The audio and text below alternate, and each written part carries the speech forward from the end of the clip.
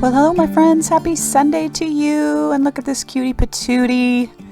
So today we're starting with a bunch of different papers, vintage wallpapers, papers from a collage pack, all kinds of goodies, and a 10x10 MDF board, 4 stencils, 3 of which I use, and then I'm going to put everything to start with my papers down with some matte medium, DecoArt's matte medium. Give it a good coat front and back to get it all down, seal it, and make it a non-porous surface.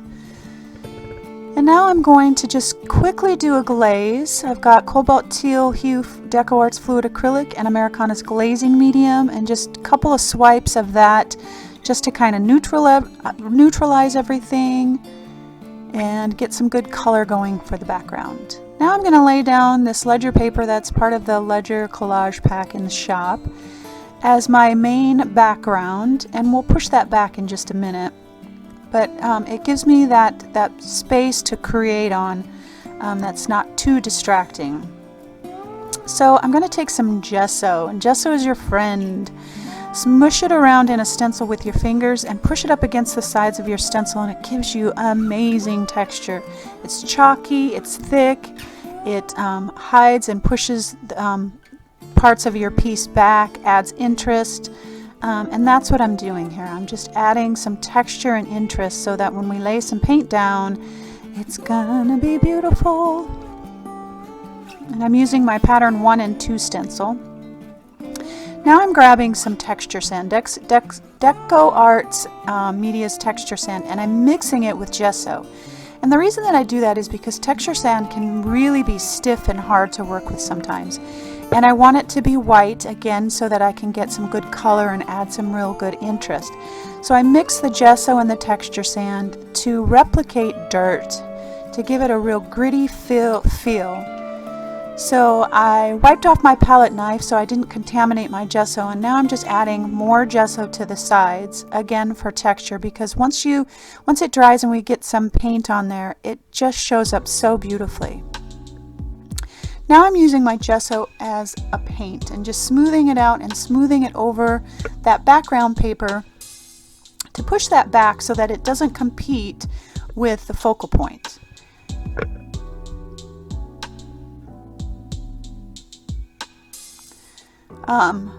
Four or five of DecoArt's Fluid Acrylics, and again some Americana Glazing Medium, and I'm just laying down some color, and I'm using glazing medium instead of a wash because there's a lot of texture on this piece from the gesso, and I want to make sure that it gets in all of those yummy grooves and everything. And one of my tips for using glazing medium is I pour my glazing medium and my paint separate, and I pull the paint together. I pull the paint to the center, and then I pull some glazing medium to the center, and then mix instead of mixing it all together, so I can get some variation in depth and color. Instead of mixing it all together where you have one color and then you decide that you need a lighter or darker, you've got to mix some more together. So I put them separately and then mix my glazing medium in with it. Adding some greens, some orange, some purple, some blues to really kind of represent the horizon, the ground, the sky.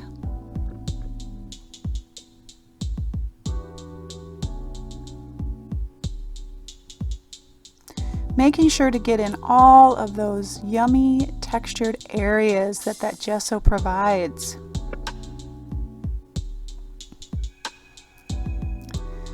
Now I've got to do a raw umber wash, of course, to grungy it up. It just further accentuates all of the work that you've just done with that texture sand and that gesso. It just really makes all of that show up so beautifully. And for me, that's kind of my style and my color, that kind of earthy, natural, soft feeling. Mutes everything down, and it just gives it an aged vintage feel, which I love. And I am using glazing medium and the raw umber.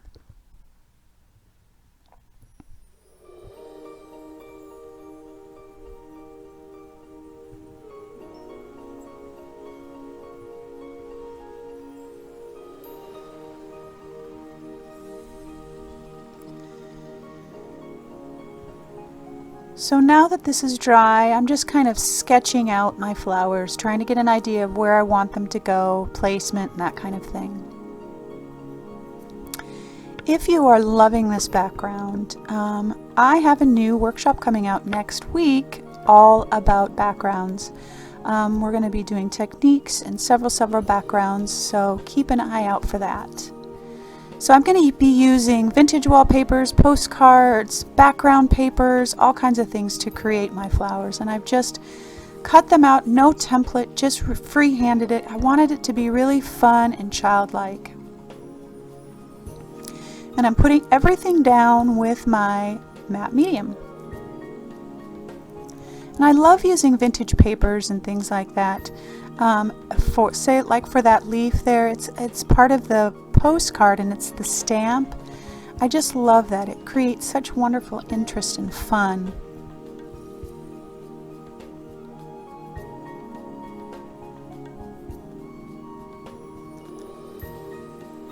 So my petals on my flowers were not standing out enough. They just weren't doing it for me.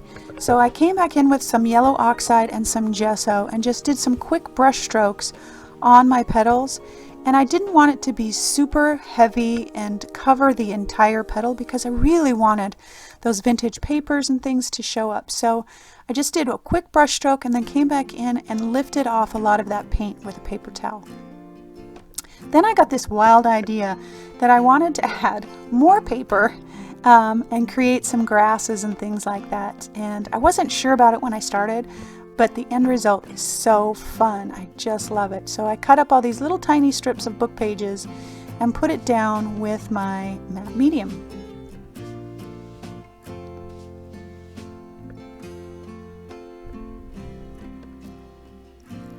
So now I want to just really kind of blend everything together. I don't want it to look like I just stuck some flowers on there. I really want to try and make it feel cohesive. And so I'm coming back in with some raw umber and some glazing medium, and just really kind of pushing everything together. I used a combination of raw umber and teal down there at the bottom. One, because teal's got that green tint to it, and it brings the piece together because the top has got that teal. So it makes it cohesive. It blends everything together.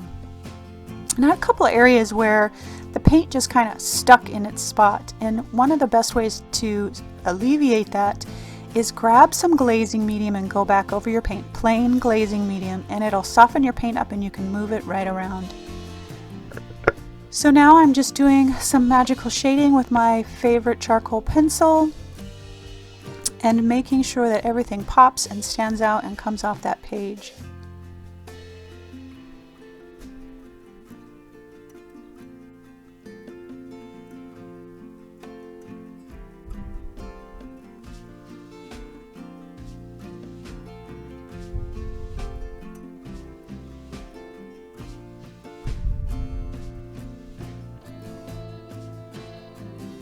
Now I'm just adding some extra scribbles with my charcoal pencil. I'm going to come back in. I'm using Sennelier's soft pastels, which are like butter. They're fabulous. Just add some additional shading around the edges, around the bottom,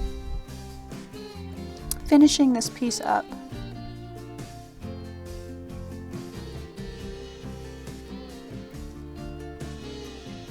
Now I'm just going to add some doodles and some fun things with my fine line applicator in black and white. Black and white are always neutralizing, will add interest without adding chaos. And so I love my fine liner for that. I can add dots specifically where I want them, lines, doodles.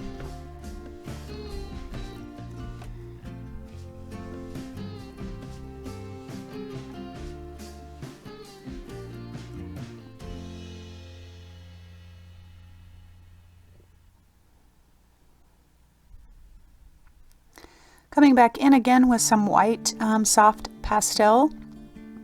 And from here, I'm just going to start finessing, seeing what it needs, looking at it, taking a picture of it, seeing what needs to be highlighted. doing the dance that we all do when we're nearing the end of a piece, trying to decide if it's done or not. And that's it, my friends, for today. So cute. I hope you stick around to hear the story. There's a beautiful story that goes along with what inspired this. If you like today's video, give it a like and a thumbs up. Don't forget to seal your pieces with Spectrafix because you're using chalk or pastel. Putting my words down.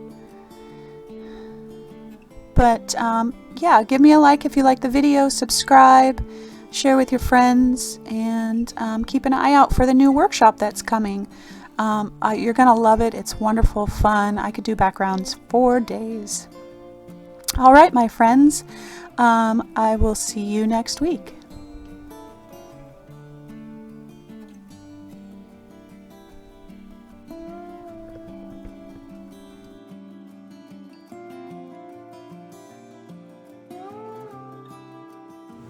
Well, hello everybody. Happy Sunday to you. And so I shared my process throughout the video, so I just wanted to share my story and what inspired this piece. And it's just so cute and darling, isn't it? Oh my goodness, it makes me happy. But so the story behind this is that I had a show a couple weeks ago, and I love my shows because I get to meet all kinds of people, and I get ideas and get to meet new friends and all that kind of stuff. And there were these two older ladies. I'm going to say older, and I don't want to offend anyone. They're older than me. So they were about seven. I asked. She said 78, and she kind of like winked at me like maybe that wasn't the truth. But these two ladies, they were obviously longtime friends, you could tell. They were looking at my stuff, and she picked up, I think it was She Believed She Could, so she did. And she looked at her friend, and she said, I wish we had this kind of stuff when we were young. And they made some jokes, and they said the girls nowadays have it so easy, and that kind of stuff. And so I kind of worked my way into the conversation because I thought it was interesting. And come to find out, when you start asking questions, people love to tell their story, and I love to hear the story. And so this gal, one of the gals, she said, back in my day, we were, when you didn't go to school, you didn't really go to school. You got married and you had kids and you'd stay home. And she said, I had bigger dreams than that. And I wanted to be a pilot, and there was just no way that was going to happen back in my day. And, these two friends giggled back and forth with each other, and it was just the cutest thing. And I was so inspired because she continued to tell me about her story and how she ended up getting her pilot's license. She didn't fly commercially or anything like that, but she had specific goals and dreams that in her day everyone said you couldn't do.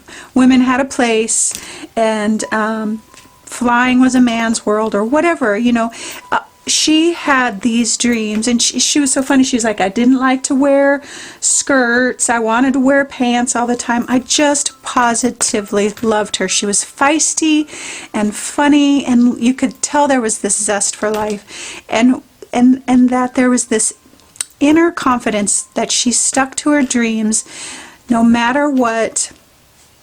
And really made things happen for herself, and I just positively loved her story. And there was more, but I don't want to go into all of that because there was some personal stuff too. But she said, I just knew that I wanted to be different. And she said, I had really big dreams and I wanted to see them happen. And so that's what this says. This says, stand tall, be brave, dream big dreams. And I did the sunflower because the sunflower is a great representation of that. I mean, we had a storm blow through, and I'm telling you what, those sunflowers, the stalks are so thick, they will bend with the wind, but they don't break. And that's what we need to do. We need to stick to our goals and our dreams, and no matter what circumstances we're in, whether somebody's telling us that we can't or we shouldn't or that's not our place, that we hold tight to those dreams and make sure that they happen. We all have so many inner dreams and goals and bucket lists and things like that, and even if there is roadblocks, we can make it happen. This sweet woman was proof of that. She was just awesome. So loves, I hope that you are encouraged today that if you've come against some roadblocks when it comes to pursuing whatever your goals are, whether it's artistic or jobs or relationships or anything like that, that you would stand tall, that you would be brave, and that you would never ever let go of those dreams. All right, my loves, I hope your Sunday is wonderful and restful, and that you are making your plans for all of those dreams that you have, and that you always know that you are loved.